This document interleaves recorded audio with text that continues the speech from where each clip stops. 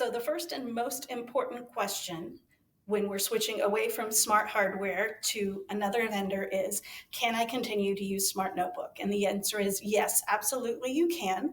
There are two semi-significant differences in the way Notebook is going to run on a Viewsonic board from the way it ran on their old smart boards. The first is that you have to tell it when you pick up a pen. Okay, so it's not going to know that I want a pen until I tap that, which is a little bit annoying, but it's something that we pretty quickly get used to. So all I need to do is tap there, knows that I want my pen, tap there, knows that I want the select, tap there, know that I want to write, right? All those same things. We just need to make sure when you want to write with your pen that you select pen. The other difference is an advantage over the old smart boards, and that is that these are multi-touch. So if I wanted to, I could have two students at the board at one time, writing at the same time, and it's going to read those, okay, smoothly, both. My left hand is messy because my left hand is messy, but the board read both of them great. So you could have multiple people on there at once. You could also, if you're careful, use multiple fingers and do stuff like creating a musical staff or a square. That was a really bad square, but hopefully that makes the point. You've got that multi-touch capability that'll let you do some additional things there in Notebook that we couldn't do on the old boards, which is nice.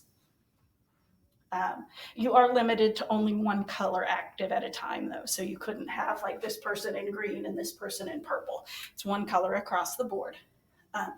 With that, you're probably going to want your tools down here at the bottom so that it's easy to select that pen when you're wanting to write. If you've never done that before, there's a double arrow over here at the side of this toolbar, and you just tap it to move it to the top or to move it to the bottom. So that's a very easily done thing, but both for the accessibility to our shorter students and just probably for convenience for yourself, because that's kind of right there at arm height instead of having to reach up. You probably want these tools down low. Other than that, Notebook's going to work just the same way. You still have access to all of your content, all your lessons, all your presentations. You just have to remember to hit that pen button when you want to write. And otherwise, it's all the same.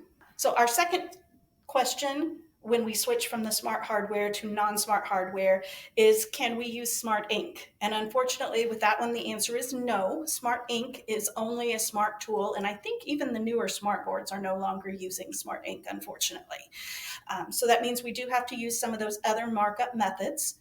One way we already looked at with the hardware itself, we can pop out the markup tools from the side to do some simple markup, but that does mean that the screen has to be frozen in order for me to write. So I can't control anything that's behind here while I have this active. If instead I wanted to have my screen active so I could manipulate it and write on it, I can actually use Smart Notebook to do that. Under my View menu, way up here, my second option is transparent background. And when I hit that, I have a transparent background, but I still have my smart tools as a little toolbar that I can place where I want.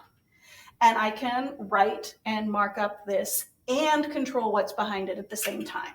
So I can pull up a doc, I can hit my pencil and make my annotations. So performance descriptors, important note,